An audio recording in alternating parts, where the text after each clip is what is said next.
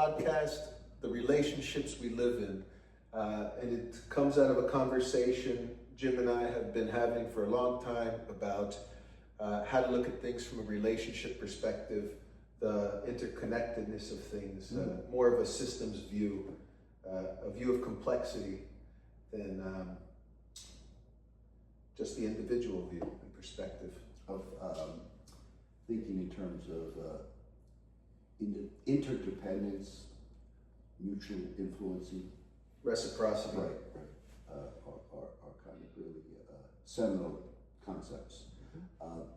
I think this is part of an ongoing conversation that many people are having throughout the world, in many fields, counseling and therapy field for sure, that has started before us and is ongoing, and I hope the listeners will join in from where they're at in their relationships and take what they can from it. I love it. And I guess to start off, let's talk about how we got into a relationship. Oh, me and you? Yeah. So I remember being in the Masters of Counseling program at Barry and taking your class for the first time. Right. I do remember that. And I was just, I guess it stood out for me because it was the first time I heard something that made sense to me. Well, interesting, regardless of the topic, in terms of relationship, we met as student-professor. Yeah. Which is an interesting dynamic in of itself. I was, had the kind of anointed position of being the knowledgeable one, and you were there as an audience. But I hope I invited you in to be a participant in talking about. I think that's one of the things that did invite me in. Is I felt pulled into a dialogue where I was growing. Was there anything that I spoke to in terms of theory or concepts that said, that's different than how I think of myself and think of relationships? I think the idea that you introduced at the time was kind of the systems idea, and the notion that if you work on yourself, you're working on the relationship, and that there's a mutual influence of in that as you work on yourself, it's going to shift the system in some way, and you're also affected by the system, but you have some autonomy in it at the same time. I couldn't say it better. But it's funny, when I first got introduced to that concept of reciprocity, mutual influence, I had a hard time making a shift. I understood it, but when it came to my relationship, I'm a married man, have a son, it was always kind of much more punctuated on them or me. I had a hard time connecting the two dots. What helped you shift to that? Well, I think I accepted the idea before I started implementing the idea. Like, the idea made sense, that we mutually impact each other. I think I'm a people pleaser, and I like to maybe blame myself at times and things like that. And so I think it took me a long time to realize that I was in a reciprocal relationship with people, rather than if I change myself, I'll change the other person. Right. So I was still trying to do the individual thing, even though I knew the concept. Right. I hear you. Not unsimilar to me. As we're talking about relationship and the concepts of relationships and systems, I wonder to what extent, although that speaks to our intelligence, our brains, there's something going on in all relationships that are more emotional, more energetic, more, what's this guy thinking of me? How do people see me? That kind of thing. Kind of like a concern about the others? A concern about the other, a concern about how the other is thinking of me, and somehow there's magic when that kind of doesn't evaporate becomes less, goes more to the background. And I wonder if it is the theory that helps people stay more focused on keeps the conversation going and not affected by what the other thinks. You know, somebody's able to stay more kind of in their own head rather than getting caught up in right. what somebody else is in. Yeah, or begin to challenge that idea. You know, how do relationships provide for the ability to kind of deal with disapproval? You know, it's, the relationship can, if we're unaware in the relationship, we're not aware of the reciprocity. You know, we're just acting in them day in, day out. Right. That's how we develop these things of fear of disapproval. Right. But it's we solve them in the relationship. Right. By recognizing the reciprocity. We become friends first and know each other second. You know, the question I ask is, how can one be themselves and be one with what they believe and think when they can't tolerate the discomfort of the relationship, of disapproval in the relationship, of lack of acceptance? Kind of like if I holding on to my way, not my way or the highway, holding on to the way I think about things and not changing it just because of the pressure of the relationship in some way. Right. I used to say, people say, you know, what's your orientation? What do you do? I say it was the last book I read. So talk about being influenced, you know. I don't even need another, you know. I could be, well, ideas are very influential, you know. Well, ideas, I think, I've been thinking a lot about the fact that relationships are influential too. You know, yeah. The ideas inhabit us to some degree. Right. They get life or grow in the relationship. In other words, two people can tell you the same thing, and you can respond very differently to the same message. Yeah. You know, I was thinking about that this morning. I was reading Joseph Campbell's The Hero's Journey, and they were talking about, in the book, he was talking about the return from having found the treasure of the hero finds the treasure, but now he's got to return back to the world. Right. You know, I feel like in relationships, it's like I recognize something about myself or the nature of the relationship, my part in it, but now I have to enact that in the relationship. So it's like bringing yourself back with new eyes. Yes, so exactly. Which then changes the ongoing relationship.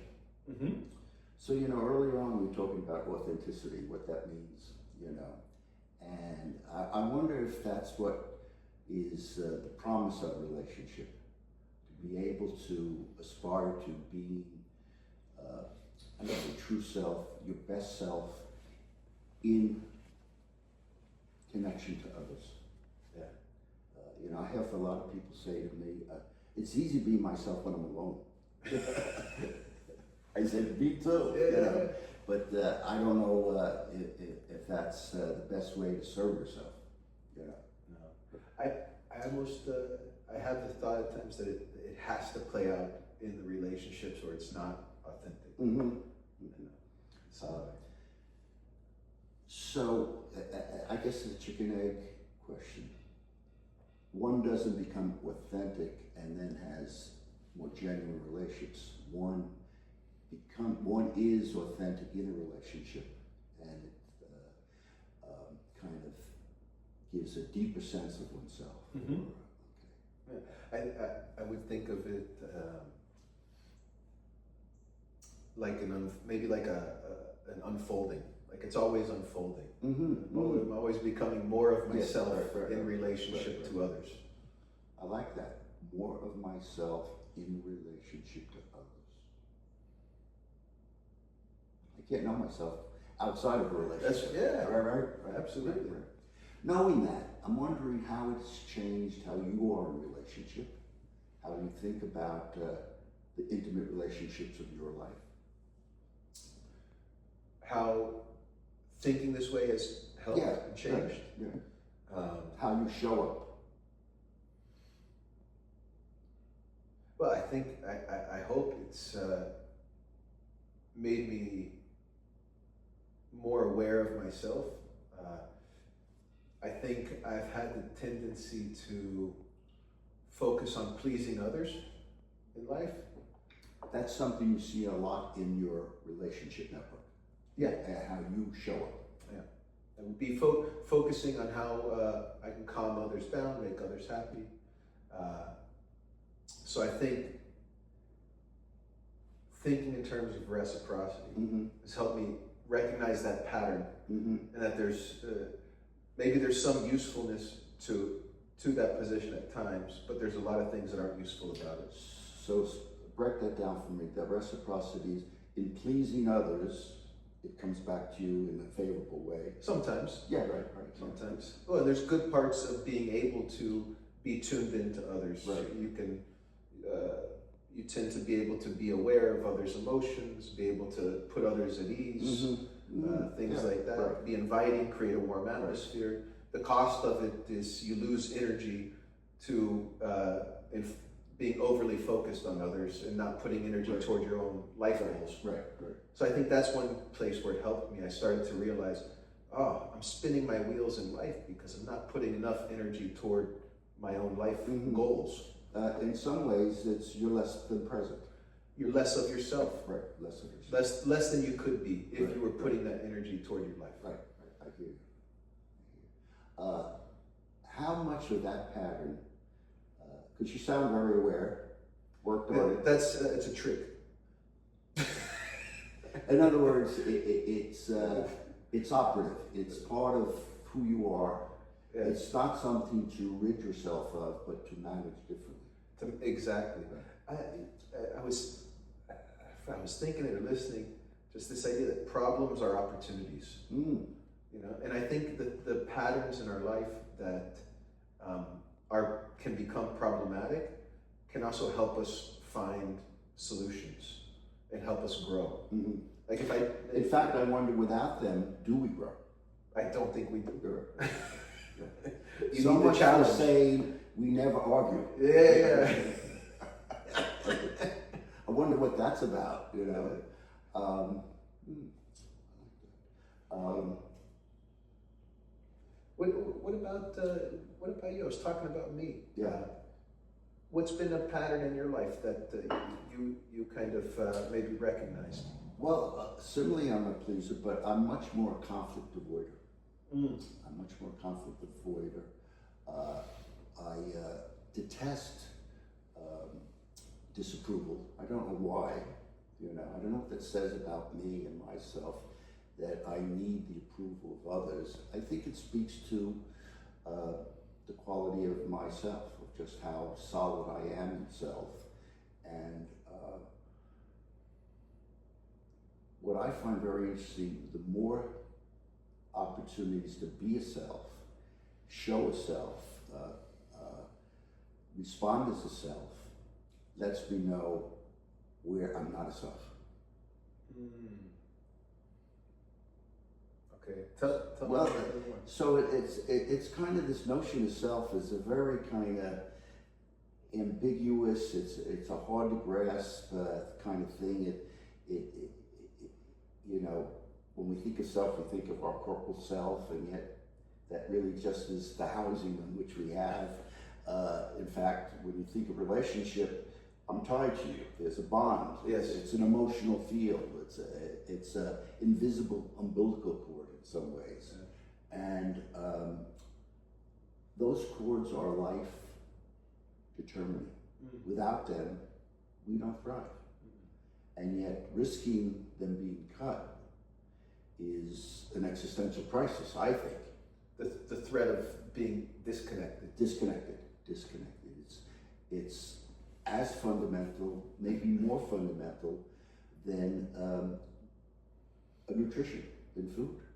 You know, in fact, some of the early Bowlby studies were that orphan children rather be held. Although this was with the monkeys, they rather hold a cloth monkey than be fed I think it's at what that the level. contact, What? the The contact was essential to their well-being. And so I think my disapproval at the level of my living with it, appreciating it, seeing the persistence of it, lets me know just how fragile, how important connections are, and the threat or loss of them is a vulnerability that I tap into from now. So connections is connections are embedded. Relationship is one way of connection. It's almost fundamental, but we need to be connected to the earth, to communities. I don't know if it's a ever expanding circle, but they strike me as all essential to who we are, the self. I like this idea of the threat of connection, the threat of losing connection. Right. Is really such a fundamental driver of the patterns we develop in life. Yeah, and how it shapes the self we can be. Yeah. It's kind of like to the extent that we are threatened, we limit being ourselves, showing up. One way. It's an amazing phenomenon, isn't it? It really Here we're is. two adult, I think pretty mature men. We're pretty functional in our lives, and we're talking about stuff that is so elemental, and yet life-shaping, relationship-shaping. We sure spend a lot of energy trying to stay connected. Yeah.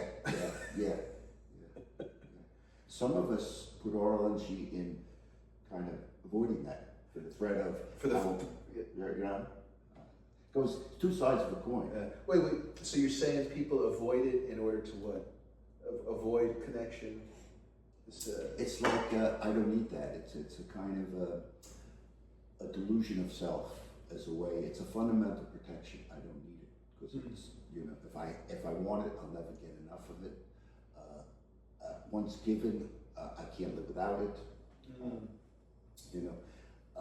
And yet, isolated people, the most marginal of people, have some connection to they have to have a connection. They're longing for connection, and yet they act like they don't sometimes. I was thinking of the difference between isolation and loneliness. Yeah. I can be alone and not be lonely, or I can be lonely in a crowd. Right. Maybe that. I think if we pull back and look more societally, loneliness is endemic to us. People are feeling disconnected from each other, from community. In spite of the fact that we're more connected technologically. Yeah, right. It's, I got 1,000 Facebook friends. Yeah, but I'm depressed and lonely. And what are your thoughts about that? How that has contributed to the phenomena of the challenge of staying connected, being connected anyway, where we have this technological ability to kind of pseudo connect. I'm thinking about what you said earlier. This kind of invisible connection we have between us, or people have between each other, that really can be a challenge, but it can also be such a comfort and producer, a gift of energy for life. It can make you feel good. And I think the connecting technologically can provide some of that, but it can also be a way. I think pseudo is a good word for it that you used. It's a pseudo connection. It's kind of a palliative, a quick fix. Yeah. It doesn't really promote. It offers the possibility, but it in some ways people have been seduced into thinking that's enough. Yes.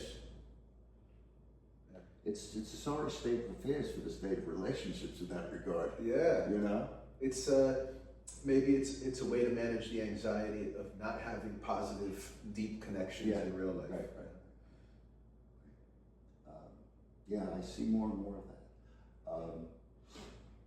It also speaks to, I think, people's longing for a spiritual connection.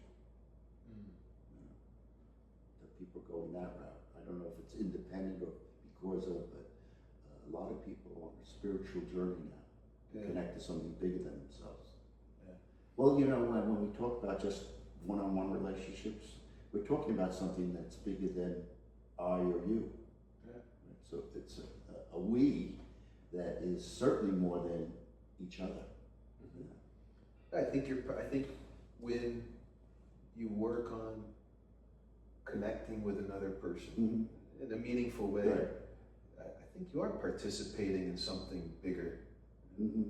Something about, I don't know, the nature of reality or something. Well, certainly the nature of our reality. Our reality. Our reality. You know, I think people who are in good relationship give off, if you will, good vibes. I think it's tangible. You feel it. In your presence of people who are, you know, at home with themselves. They're at home in relationship. Something that can be themselves. Yeah. When I think of the notion of home, the concept, I think of the relationships in my home. You know, I don't come home to my house. Come home to the relationship. Right. You know, I like the house and my comfortable chair, but you know, if it was an empty house, I could go to you know, a Hyatt. No, it's really true because you know, my wife's away right now, and you know, the house is just a house. It's nice, but it's definitely not the same as having the relationship in it. You know? I'll never forget when my mom died, and my father said, "I come home and I miss the patter of my wife's footsteps." Oh, it struck me so at the level of, you know, it wasn't of a hello, it was just the sounds of her presence. It really was quite remarkable. That's a beautiful way to put it. Yeah. That's I told my wife something similar. Right. I just miss your presence. Right. It can be so soothing, and yet, you know, as I know in my marriage, it doesn't take much to have that turn on a dime. So that the connection has two sides to it. The intensity can have two sides to it. It can have positive and challenging. Someone, I forgot who it was, named that hate love. It comes out of love. It comes out of the breaking of the love being your partner or the other you're in relationship with disappointed you, not being the other you want. You know, which is an ongoing struggle, and if you're in a relationship long enough, you're disappointed. How you manage it is really important. That word has come up a few times. Which one? Managing self in a relationship.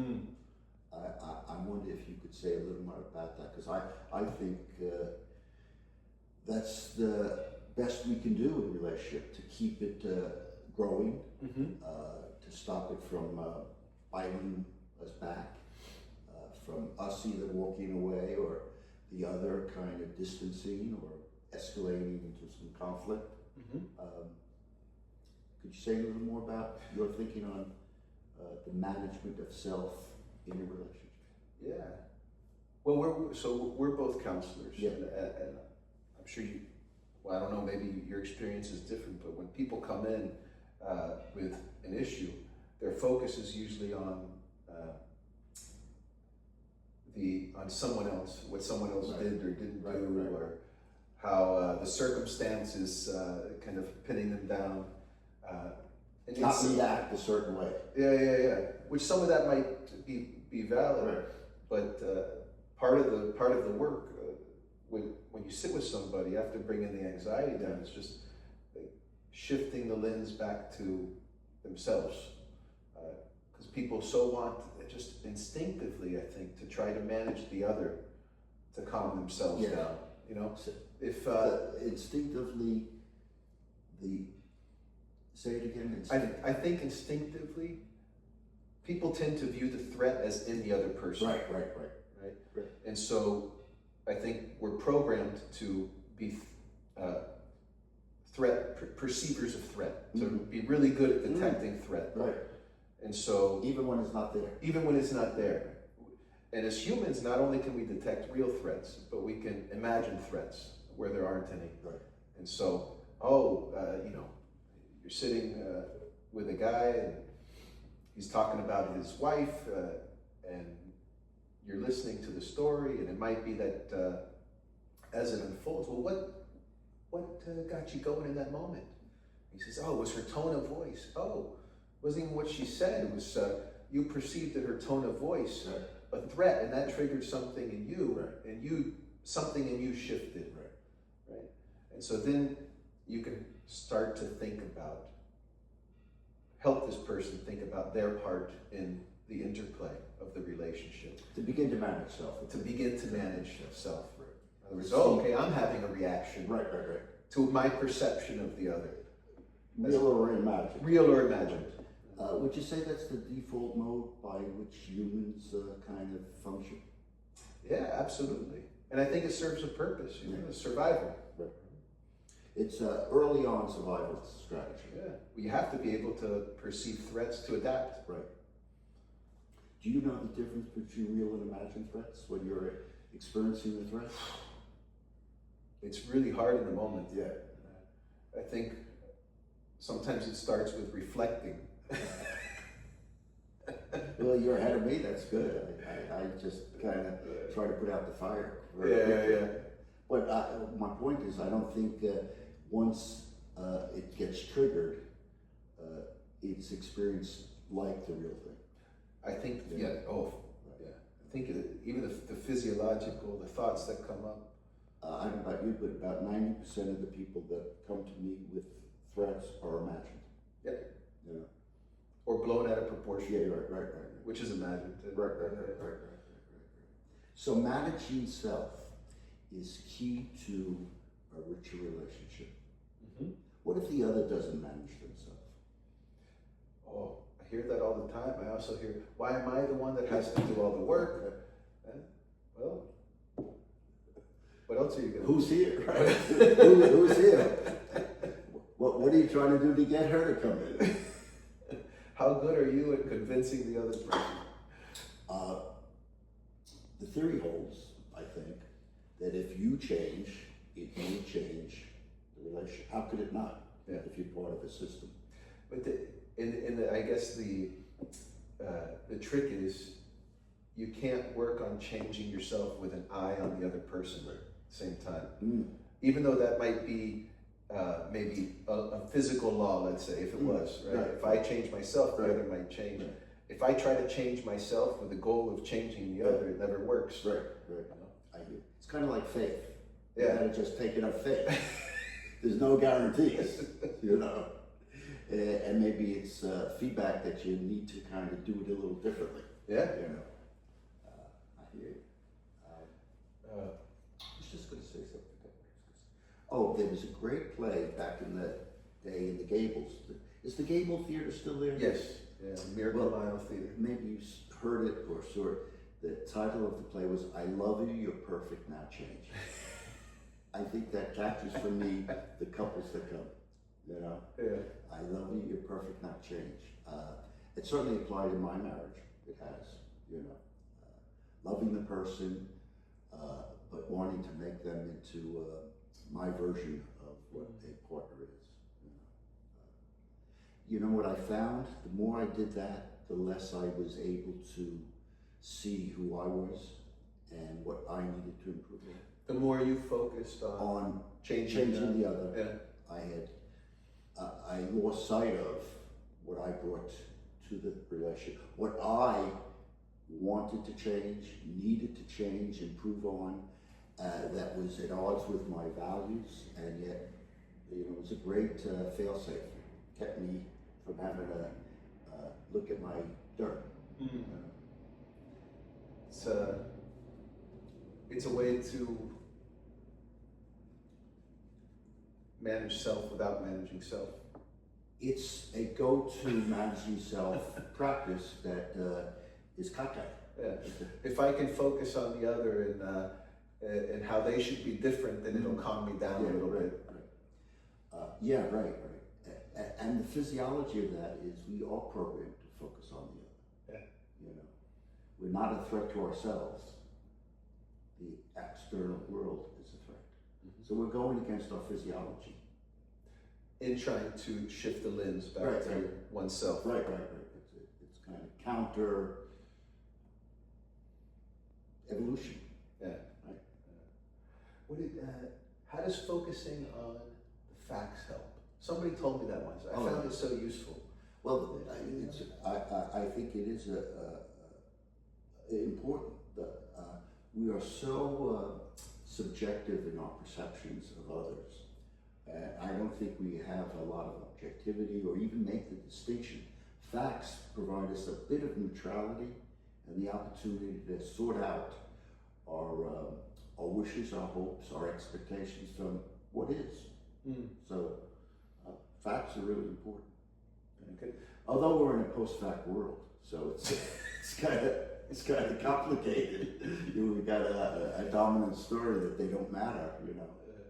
My facts, not your facts. Right.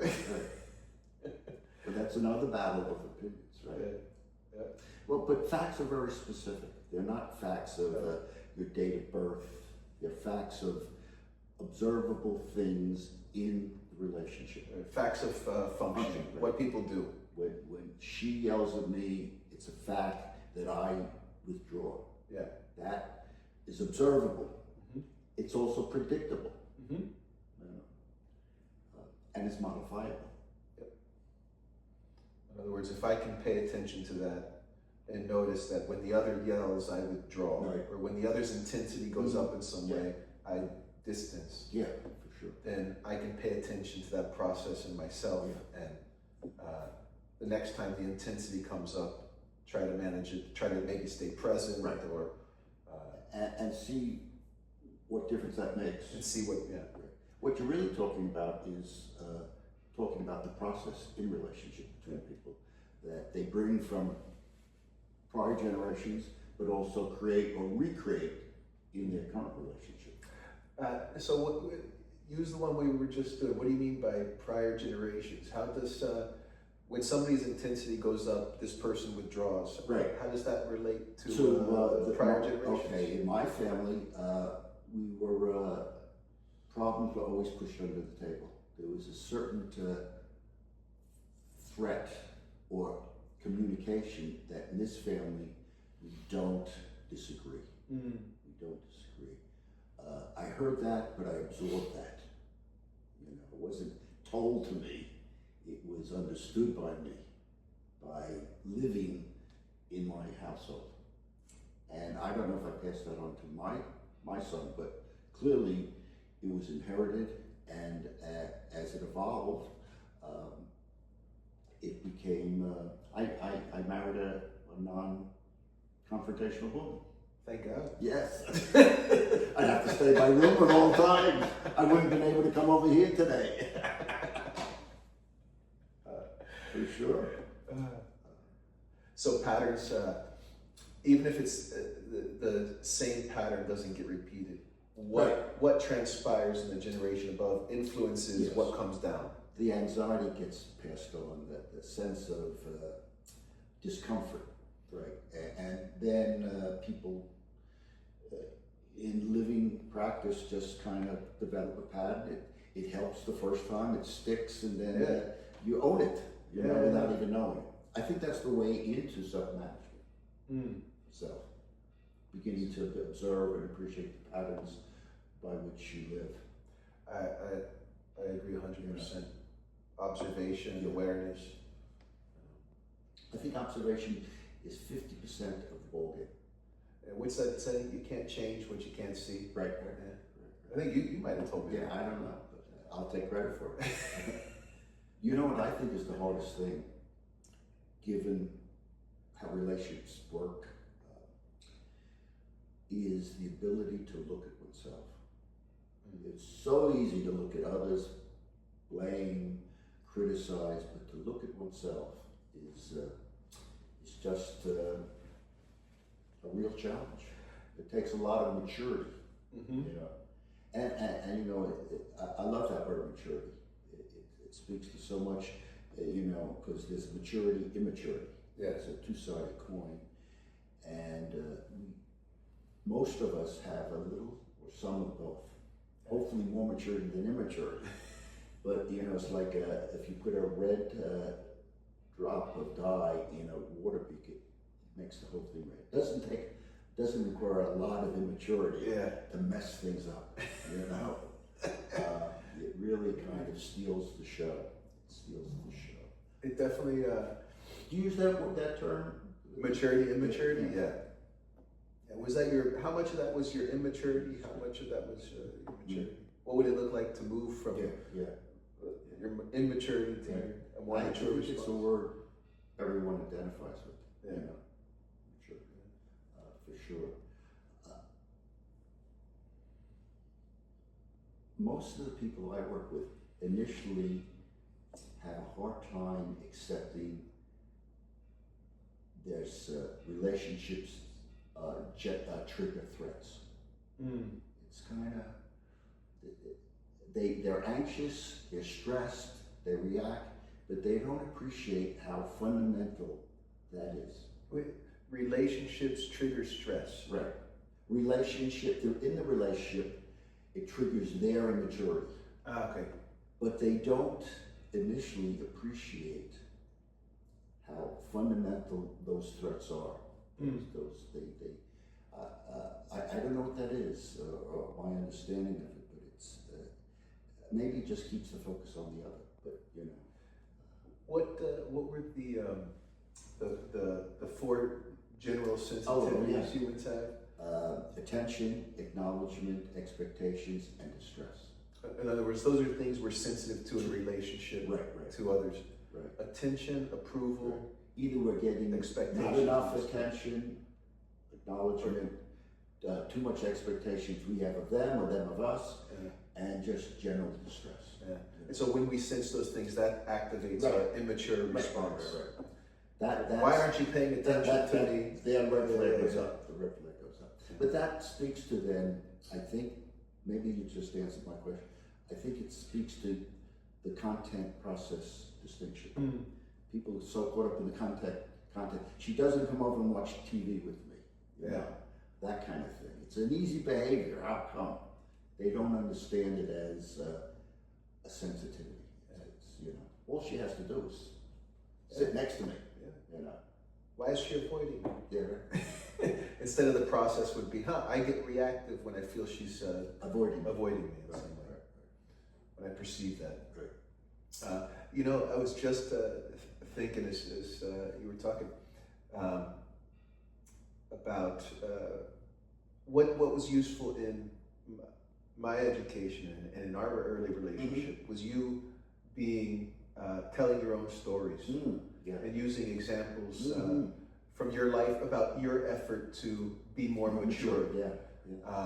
And you were open about your immaturity and kind of your journey in the process of working on yourself. And I found that so useful. You know, it's funny, in quotes, we're supposed to be neutral people as counselors, as therapists. And there's something to be said about that.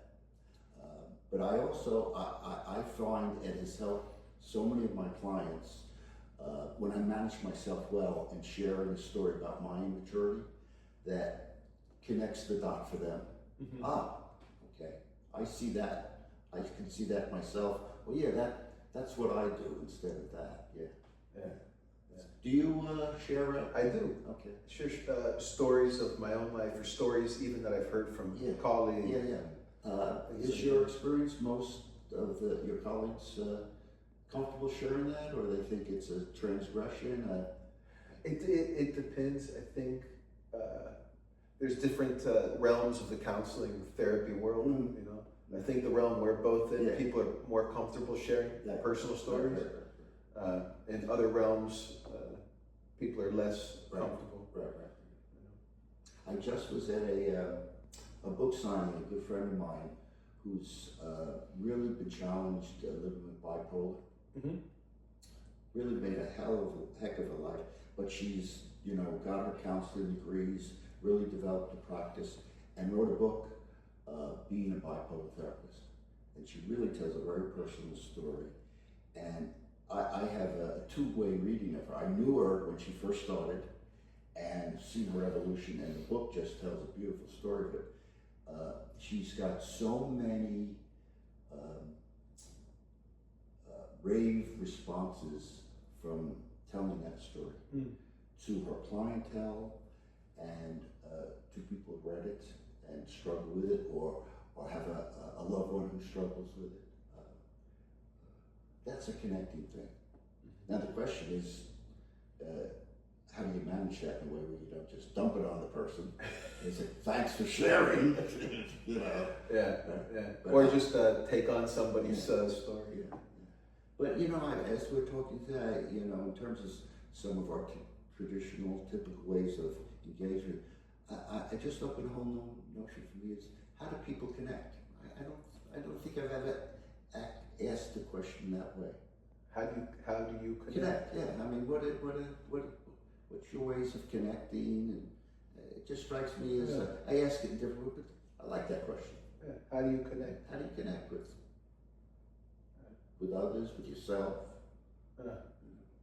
That's an interesting one, especially with yourself. How do you connect? Yeah, what kind of strengthens the connections? And, seems like a neutral question in some ways, but speaks powerfully. Yeah, how do you connect with yourself, with others? Because we live in the connections. Right. Well, the interesting thing about living in the community, we live in the relationships, and yet they're not always working in our best interest or the interest of the others. So we're living in them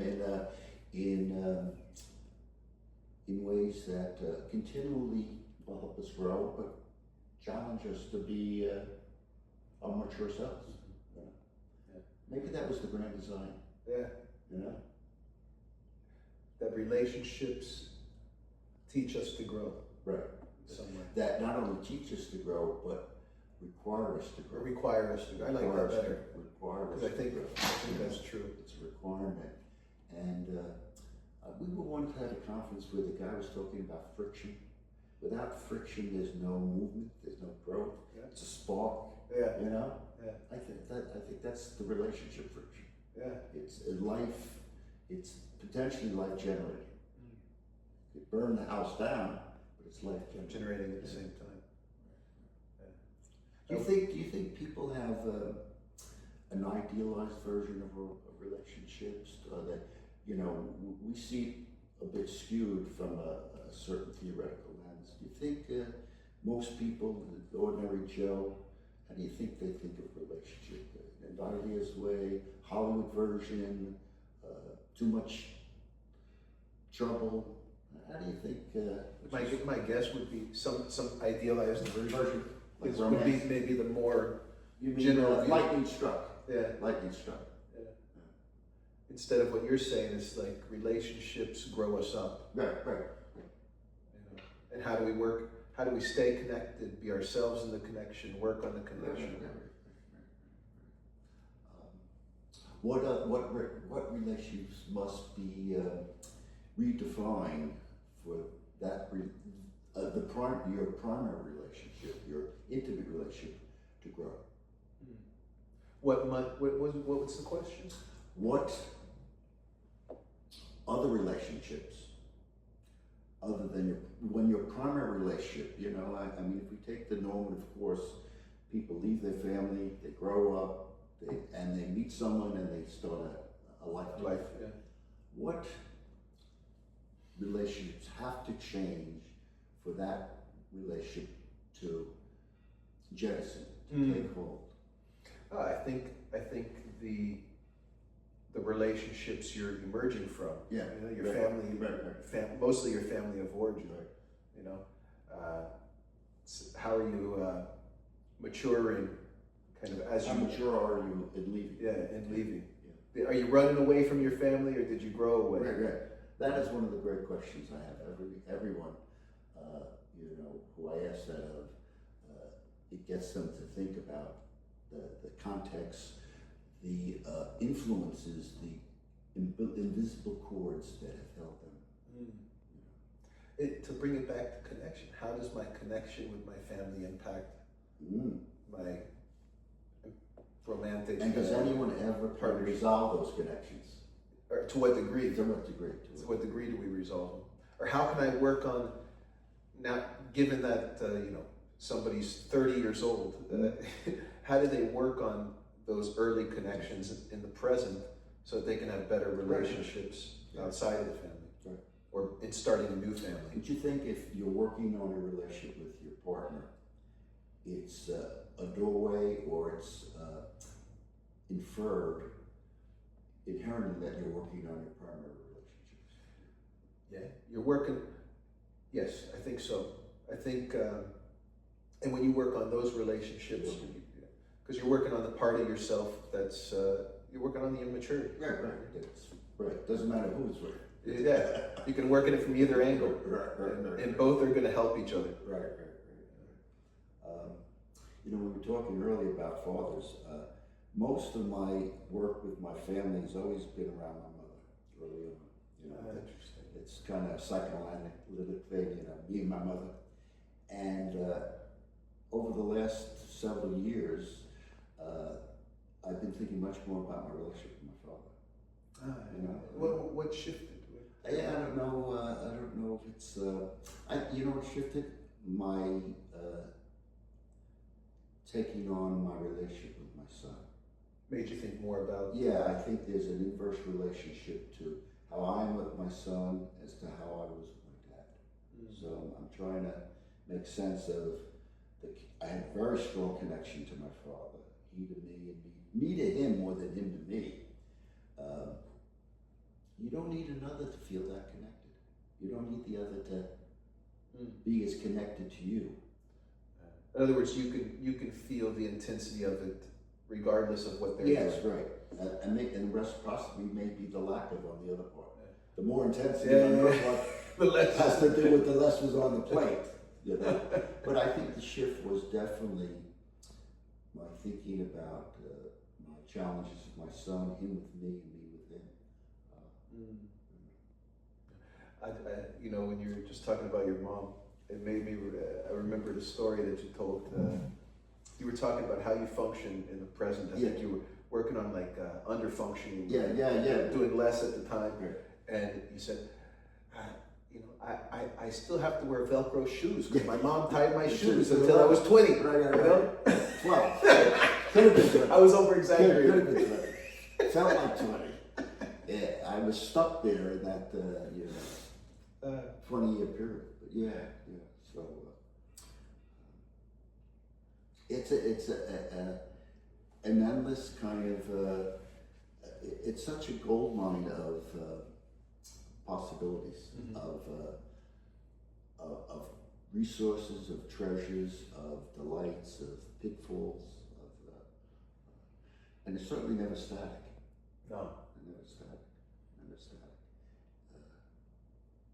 It's always moving. Relationships, families. Yeah. Comings and goings. The endings of relationships, the beginnings. You know, I was remembering a conversation you had once. We were talking about transitions and like liminal spaces in life. Right.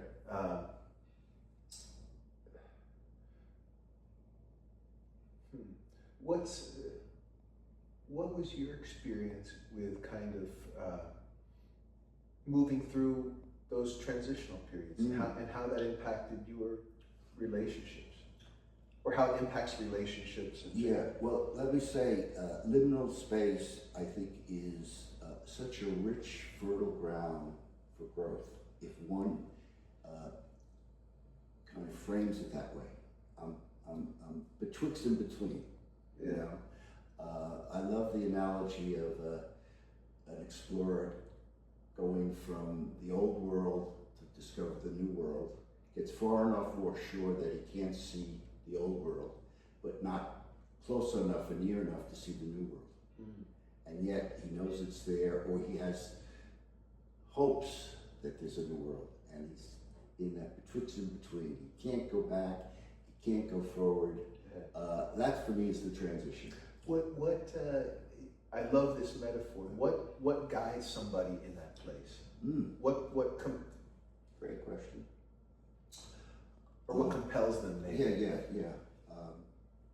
I think at that point, looking back in mine, I didn't have much of a map for a lot of it. But what guides me now is my values. You know, how I want to be, what I believe in, how I want to conduct myself. So that's a big thing. I don't know if that's useful in a pragmatic way for people, but for me it was, you know, when I was walking down a road and not knowing what lies ahead, that steadied me a bit. And that was, you know, my values have changed. Not have much changed. I've come to know and define my values as time has gone on. I was thinking something similar, that's the pragmatics of it. Yeah, right. I think The defining it. the defining of the, you might not know the value or the principle until you're in the uncharted waters. Well, I think it's an opportunity to kind of, if you don't have your values clear, to begin to define them. Yeah. Otherwise, you're going to be traveling in uncharted waters for a long time. Right, for sure. You'll be as the what do you call it? The tide flows. Yeah. So that's that. But I love that term, liminality. I don't know if it's used much. It came from my work with Michael White. Talked about liminality, and there was a woman. She was a sociologist. She did this work with elderly Jewish people who were they were unseen. You know, they were old, wasted, and they began to define themselves as a community. I forget, it was Barbara Meyerhoff, sociologist, really important. I have to review that, but they kind of became witness to and a relationship that revived all of them, you know. But it was a transition to either be, you know, set adrift or say, hey, who are we? You know? Interesting. Yeah. And Michael White is the narrative. Yes, right. Narrative theorist. Yeah. Therapist. He very much talks about values and principles too. I think there's a lot more common with narrative and Bowen than people want to think. You know. Yeah. For sure. And just for those watching, Bowen theory is a theory that you were teaching me when I natural family system. Right. And you took to it. Yeah. Right. This idea that we exist in systems that evolve and adapt over time. And to answer your question further, I think Bowen theory has some theoretical underpinnings that can be a guide to turbulent times. Yeah. That, you know, help you monitor your maturity, how you are self, how you want to show up. Is that in line with what you believe? You know, very much so. It's an interesting reckoning when you realize how you behave at odds with what you value. You know? Yeah. Takes too much alcohol to forget that one. Well, what was the saying? There's two ways to solve problems. Yeah. You can use substances, or you can be more of a self. Yeah, there you go. Well, you know, relationships can be a very potent substance in terms of dependence and for kind of growing self. Yeah, you know, really is. That's the real interesting part of relationships. It has both possibilities. Mm-hmm. You know what I'm always struck by is that I think the more mature one gets, the more of a self one becomes. There's a playfulness that can be a characteristic Yeah. It's like it allows you to be more playful. Yeah, right. When you know what you value, when you know who you are, you Yeah, can right. you can play. Right, absolutely. I don't know. Right, for sure. I think that's one of the real benefits of working on yourself. Yeah. You're comfortable being a jerk. I need to work on that one. I think what you mean is that you're comfortable if somebody views your position as a jerk. Right. It's like especially when you know it's not. It's like singing in the shower or dancing naked. Yeah. Right. You do that? No. I do a lot of jerky things. So it's an endless topic, relationships. I mean, we've been just going back and forth. It stimulates some of my thinking about relationships in non-therapeutic ways, just thinking about it, the richness of it, the mystery of it. There's a science to relationships, but you don't want to mess with some of the mystery and the magic. I don't think you can take it out. No. I think it's always going to be there. Yeah. Who else do you think, or that you have come across, speaks to valid understandings of relationships that can help people enrich theirs? That's a good question. Well, I think natural family systems theory, Bowen theory, has been a big one for me. I think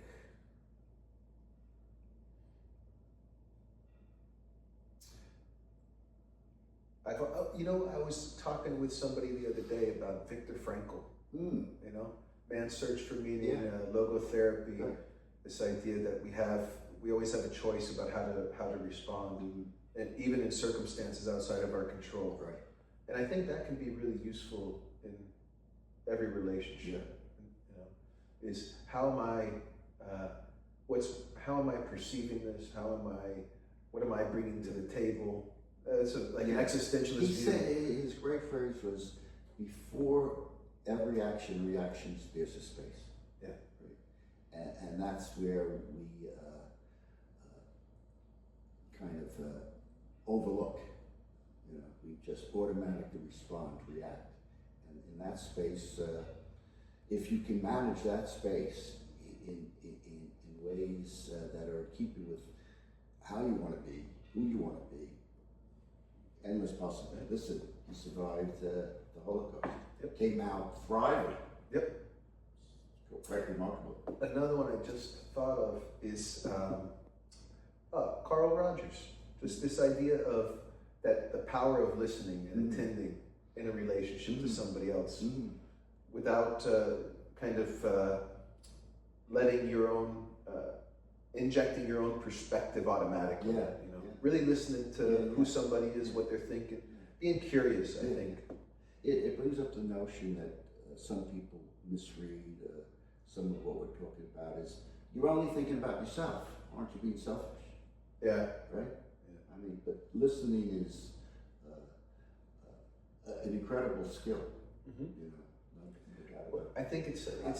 I had I may have shared it in class at one point, but this psychiatrist from Norway, Tom Anderson, could listen in ways, he had elephant ears. He could hear the unsaid.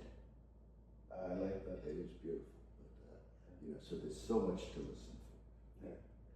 And I think there's a paradox in relationships, right? In order to have a better relationship, I have to manage myself rather than focusing on the other. And yet it gives you a greater empathy and a sense of the other. That's the paradox, right? The more I'm able to manage my own self, the more I can be observant of myself, the more I can be attentive in the relationship, because less of my automatic stuff is getting in the way. Right. Less of my immaturity. Absolutely. And I think over time, if we do it over time, that becomes the observation, the managing becomes more automatic. Yeah. And then or even more. It's a counterpoint to Present. authenticity. Yeah. It becomes a practice, a habit. Absolutely. You know, it takes 7 times usage of a word to be part of your vocabulary. We're talking about, you know, imprinted behaviors going back our lives, past generations. You know, it's not as easy as just getting a new vocabulary. No, it's not. It takes a lot of iteration and acting it out in relationship. So, what's your hope for this podcast? I guess my hope is that people will listen, and it'll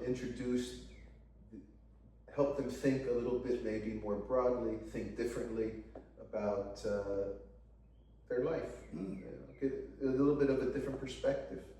Maybe I can get less reactive. Maybe that my relationships are important, and you know, I think we're living in a world where people cut off really easily from unpleasant things, you know, and there's a lot of focus on others. There's a lot of polarization. Yeah. And if this can open some kind of door to connecting people, to bring it back to connection, Right. I think that would be my hope. Better connections in the That'd be world. great. Help you be a better connector. Yeah. This is one attempt to do that. Yeah. Sounds good. Thank you, Jim.